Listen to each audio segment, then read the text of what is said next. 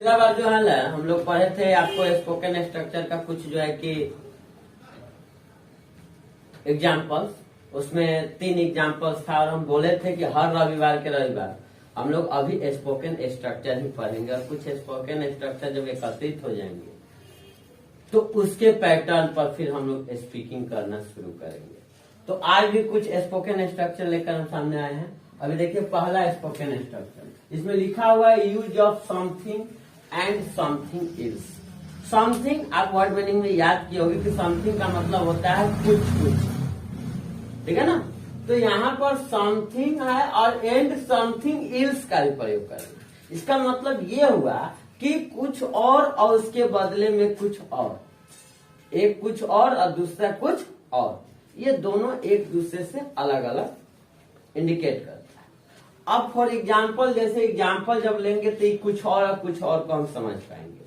जैसे कि आप आमतौर पर जब बोलते हो, कहीं समाज में रहते हो, कहीं स्कूल में रहते हो, कहीं भी रहते हो, तो आप कहते हो कि तुम्हारा भाई कुछ और कर रहा है और तुम कुछ और कर रहे हो। गए थे तुम्हारे भाई के पास, वो कुछ और कह रहा था, तुम देखो अभी कुछ और कह रहे। ये सब बात ठीक नहीं, एक जैसा बोलो दोनों, ऐसा मतलब हम लोग बात करते हैं। अब उस प्रकार के सेंटेंसों को इंग्लिश में जब कन्वर्ट करना होगा तो फिर इसी स्ट्रक्चर पर आप कन्वर्ट करोगे कि जैसे यहाँ लिया गया है कि तुम कहते कुछ और करते कुछ और। तो तुम कहते कुछ और, ये तो कहते लिखा है, इससे पहले ये हम डिसाइड कर लिए कि ये प्रेजेंट टेंस। प्रेजेंट में कौन सा?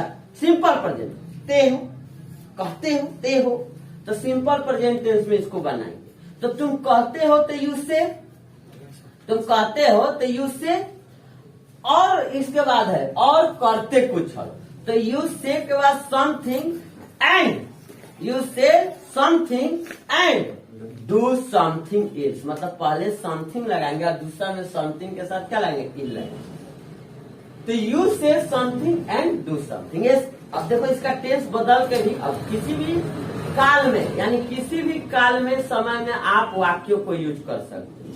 अब तुम्हारा भाई कुछ और कह रहा था, आज तुम हो, तो आज तुम कुछ और कह रहे हो। अब यहाँ 2 सेंटेंस आ जाए। वो कुछ और कह रहा था मतलब पास्ट वाली बात होगी, और आज हम तुम्हारे पास आए हैं, 4 दिन बाद आए हैं तुम्हारे पास, तो तुम अभी कुछ और कह रहे हो, तो ये प्रेजेंट वाला बात हो गया। तो दोनों में रहा रही आया, तो ये एक पास्ट कंटिन्यूअस हुआ, दूसरा प्रेजेंट कंटिन्यूअस हो गया, है ना। तो अलग अलग भी होगा, अब एक साथ भी होगा। अब जैसे दूसरा एग्जांपल है तो ये एक साथ वाला है कि आप कुछ और सोच रहे हैं, यानी प्रेजेंट कंटिन्यूअस, और आपके माता पिता कुछ और, मतलब कि और पर छोड़ दिए, यानी कि मतलब कहने का ये भी वही है, प्रेजेंट कंटिन्यूअस। आप कुछ और सोचे, कहने का मतलब ये कि आप सोचे कि आप पढ़ के डॉक्टर बने, और आपके माता पिता सोचे कि आप पढ़ के जो है कि आईपीएस बने। तो ये अलग अलग सोचना हो गया ना, है कि नहीं। तो यहाँ पर आप कुछ और सोच रहे हैं, आप सोच रहे हैं, यू सब्जेक्ट हो गया, यू आर, और सोचने का थिंक का भी thinking, you are thinking something, ये आप सोच रहे हैं, you are thinking something. And your parents, आपके जो पेरेंट्स यानी माता पिता जो है, your parents are something, thinking, फिर समथिंग इज। तो इस प्रकार के ये जैसे 2 एग्जाम्पल लिए हैं, इस प्रकार से जब आप वाक्यों को और भी यूज करोगे, एग्जाम्पल के रूप में बार बार बोलोगे, फिर वो प्रैक्टिस बोलकर करो, लिख के करो, बस करते रहो, आगे देखो। दूसरा एग्जाम्पल, मतलब दूसरा, इन नेम ओनली। बहुत सारे लोग होता है कि अपने कर्म को तो करता है, लेकिन कर्म वो अपने फेवरेट, अपने हिसाब से नहीं लिया रहता है।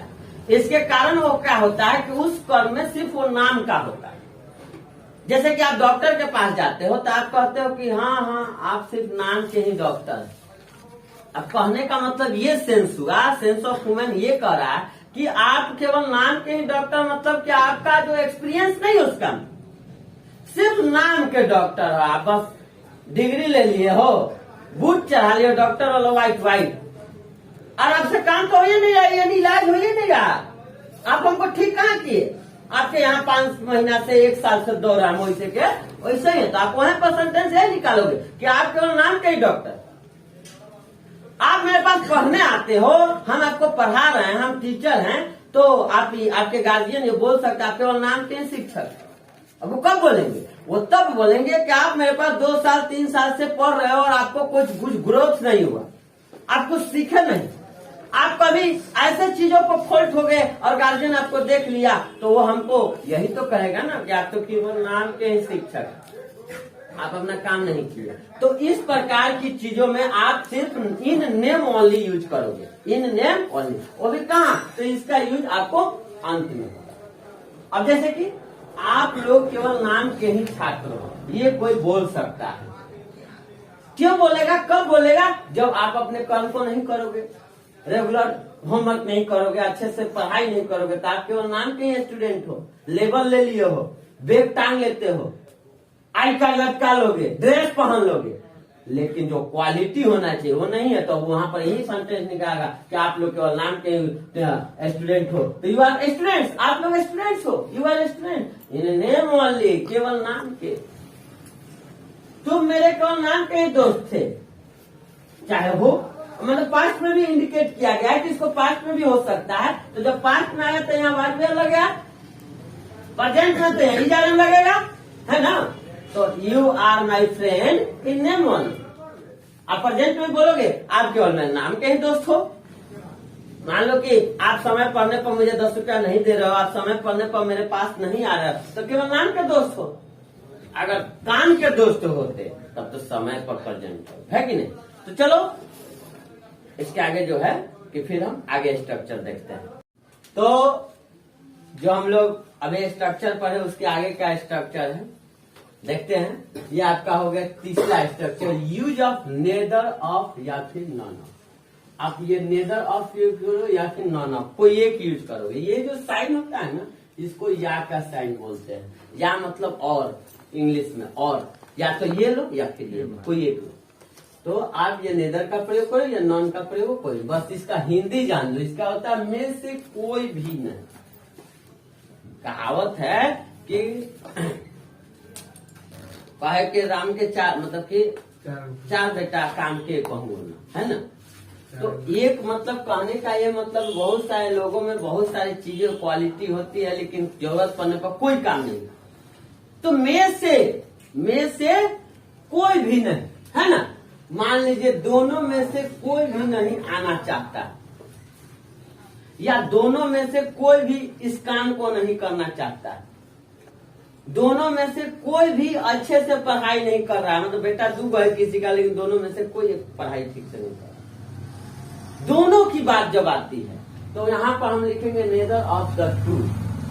दोनों के लिए यहाँ टू आया, आप पहले यूज क्या करना है? Neither of. आप यहाँ पर नॉन ऑफ भी लगा सकते हैं, कोई दिक्कत नहीं, ठीक है? और तब दोनों के लिए यहाँ टू आया। अब यहाँ पर वर्ब आएगा। चाहना का क्या होता है? वांट्स, और वांट्स टू कम, आना नहीं चाहता है तो कम, पढ़ना नहीं चाहता है तो वांट टू क्या? रीड या स्टडी। अब स्कूल में है 10-10 शिक्षक, लेकिन 10 में से कोई पढ़ाना नहीं चाहता, सब लेजी है। तो कहने का होता नेदर ऑफ द 10 टीचर्स, 10 शिक्षकों में से कोई भी नहीं पढ़ाना चाहता। Neither of the 10 teachers want होगा, 10 है तो वांट टू क्या? टीच, पढ़ाने का। इस प्रकार अब यहाँ पर दोनों में से या 10 में से छोड़कर मान लो कि उन लोगों में से, हम लोगों में से, तो यहाँ पर ऑस का प्रयोग हो जाएगा। जब हम लोगों में से, उन लोगों में से, तो देम का प्रयोग है। यानी ऑब्जेक्टिव केस लेना है। जो पैसिव वॉइस में हम लोग बाई के बाद यूज करते हैं, by him, by them, by us, by her, ये यूज करते हैं ना बाई पर। हम लोग नाइरेशन में यूज करते हैं ask to, said to me, said to them, said to her. वही ऑब्जेक्टिव, वही ऑब्जेक्ट को यहाँ पर लेना है। किसके बाद? या तो नेदर ऑफ के बाद या फिर नॉन ऑफ के बाद। अब लिखा आज उन लोगों में से कोई भी कोचिंग नहीं आया। अब आया, ये सिंपल पास्ट टेंस हो गया, आया। तो यहाँ पर हम लोग प्रयोग करेंगे कि नेदर ऑफ देम, उन लोगों में से कोई भी। Neither of them come to coaching today, come to coaching और टूडे, आज नहीं। अब जब आज लग गया तो इसको सिंपल पास्ट न समझकर आपको क्या समझना है, आपको प्रेजेंट में ही समझना है, ध्यान दीजिएगा, है ना।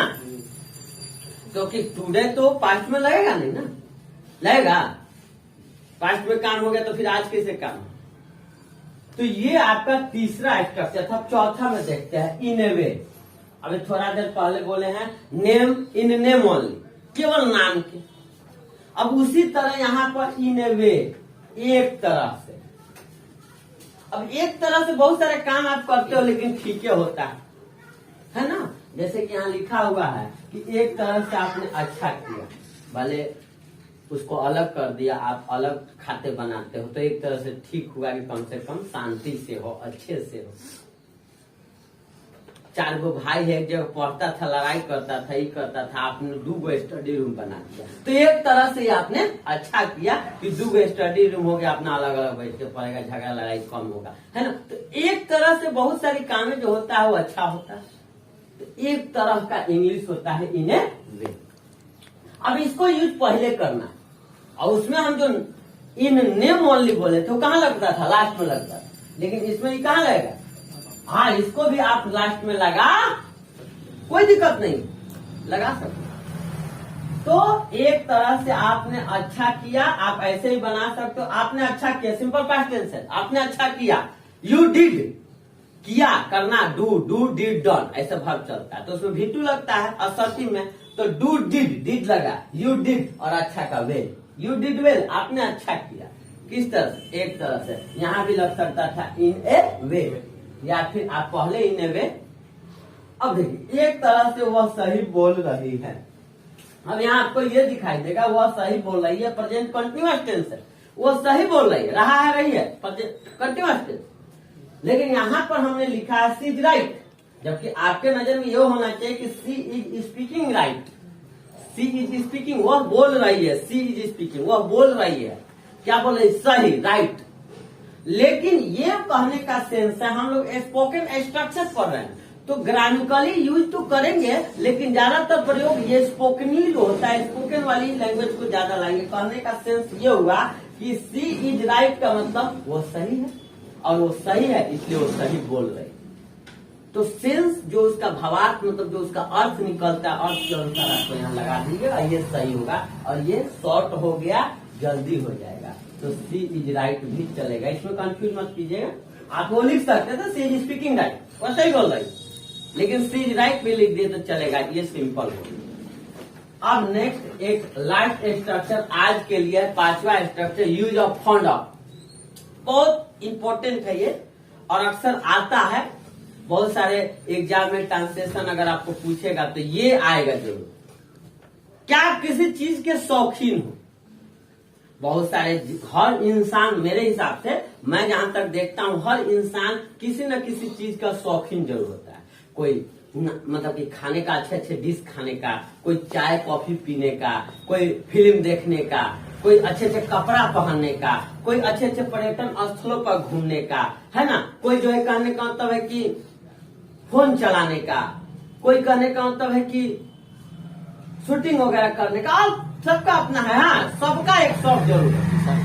जिसको ये दुनियादारी शौक है अगर महसूस नहीं है तो उसको देवी देवताओं में शौक है, वो भगवान के पूजा करने का शौक है, भगवान में आस्था रखने का शौक है, भगवान में अपने को लीन कर दिया है, या तो कृष्ण का प्रेमी है, या राम का प्रेमी, हनुमान का प्रेमी है, वो राधे राधे कर रहा है, उसी का शौकीन। तो हर इंसान शौकीन है। अब वहां पर कुछ एग्जाम्पल ले लिए, और ये भी एग्जाम्पल उसी तरह टेंसों में कन्वर्ट होते रहेगा, प्रेजेंट में रहेगा, पास्ट में रहेगा, या फ्यूचर। मैं चाय पीने का शौकीन हूँ, तो मैं चाय पीने का शौकीन हूँ, तो आई एम, हूँ लगा है ना, तो ये प्रेजेंट में है, तो प्रेजेंट में जब रहेगा तो इज का प्रयोग करेंगे। तो आई एम, और आई एम के बाद फाउंड ऑफ लेंगे, आई एम सीधे हेल्पिंग वर्ब जब लग जाएगा तो एच भी, यानी हेल्पिंग वर्ब के बाद फाउंड ऑफ का प्रयोग करेंगे। आई एम फाउंड ऑफ, और उसके बाद पीने के लिए हम टेकिंग लेते हैं, टेकिंग टी, यानी कि जो यहाँ पर लगेगा वो भी को, यानी गेरंड का प्रयोग। यहाँ पर भी फाउंड ऑफ के साथ, फाउंड ऑफ प्लस क्या होता है, गेरंड होता है, तो यहाँ गेरंड का प्रयोग होता है। कभी कभी आपको बिना भरवे का बन जाएगा बात। अब जैसे यहाँ है कि तुम नए कपड़े के शौकीन हो, तुम नए कपड़े के अगर शौकीन हो तो यहाँ पर वर्ब नहीं है, यहाँ पर सीधे यू आर और उसके बाद फॉन्ड ऑफ और उसका न्यू क्लॉथ। अब यहाँ पर ये रहता है कि तुम नए कपड़े पहनने के शौकीन हो तो पहनना वर्ब आता, तब आप लगाते क्या है, यू आर फॉन्ड ऑफ के बाद वियरिंग, वियरिंग पहनना, वियरिंग और तब न्यू क्लॉथ। तो इस प्रकार से आपको पास्ट में भी हो सकता है। कोई आदमी है अब बुढ़ा गया तो बहुत सारी चीजों को शौकीन, वो आपसे बताएगा, कहेगा बउआ हमू फिल्म देखे के बहुत शौकीन रही हो, हम भी फिल्म देखने के शौकीन थे। पास्ट में बात करेगा ना, पास्ट बिता चुका है उसके बारे में ही आपको बताएगा। तो वहां हो जाएगा कि मैं भी फिल्म देखने का शौकीन था, I was fond of also watching movie, भी था, मैं भी फिल्म देखने का शौकीन भी है, तब ऑल्सो नहीं है तो मैं भी है, यह भी शौकीन था तो ऑल्सो भी के लिए लगता है। तो इस प्रकार के पास्ट में भी आएगा तो क्या लगा देंगे, वाज भी जाएगा।